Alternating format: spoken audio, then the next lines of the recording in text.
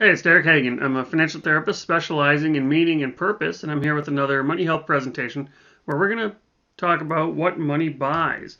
What does that mean to say what does money buy? Of course, money buys the stuff that I want, right? But we want to know actually what's at the core of that. And this starts with this idea called opportunity cost. Opportunity cost is just a fancy jargon term that simply says we have unlimited wants. This is both in terms of our money and our time. There's unlimited things we can do with our money. There's unlimited things we can do with our time. That sounds cool, except our resources are limited. I only have a certain amount of money. I only have a certain amount of time. Now, the difference between unlimited wants and limited resources means that we have some tough choices to make. Now, one seemingly easy choice is to consider what we're buying and figure out how much it costs. And so option A here costs more than option B. Okay, so obviously option B is better. This is not even anything that's challenging, except it's not that obvious. And by that, I mean we don't actually know what we're buying. For example, if I go to a coffee shop, am I just buying coffee? Well, in this case, I can compare how much coffee costs at A and how much coffee costs at B, and I would buy coffee at B. But what if I'm buying a place to study? Okay, well, option A is going to the coffee shop and studying there. Option B is going to the library. Okay, because what I'm buying isn't coffee. What I'm buying is a place to study. So how much it costs, the it is what you actually want. When it comes to our spending, what we want to do is make sure we're spending intentionally.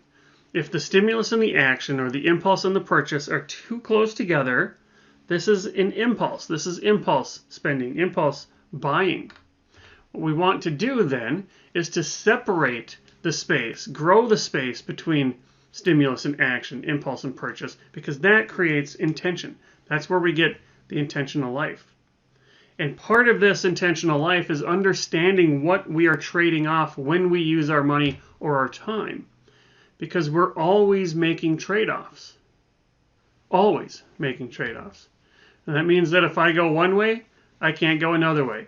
If I spend $100 on a night out, I can't spend $100 saving for next year's vacation. If I spend an hour on social media, that's an hour I don't spend with my kids. We're always facing trade-offs, but the point is to make sure that we're trading these things off with intention and with purpose. Okay, so most of us, we think about what we want and then we put a wrapper around that that says, how am I going to get it? And we feel really excited. This is, I want to go to the coffee shop. And then how do I get that coffee shop experience? I go to the coffee shop and I buy it. Except earlier what I talked about was, well, what about in the middle there? Why? Why do I want to go to that coffee shop? And this is the difficult piece, right? Understanding the why behind the what and the how. Why do you want this? What do you get out of it? Because you've got some kind of a purchase, right? This is the, in this example, coffee shop, but this could be anything. If you look at this underneath this purchase, there's all these needs that this could meet, right? That coffee shop could have been a piece of pie or some kind of a muffin, or could actually be coffee or a place to study or a break from work or socializing with friends. There's a lot of different needs that satisfies. And some of these don't really matter to us. Some of these aren't really that important to us.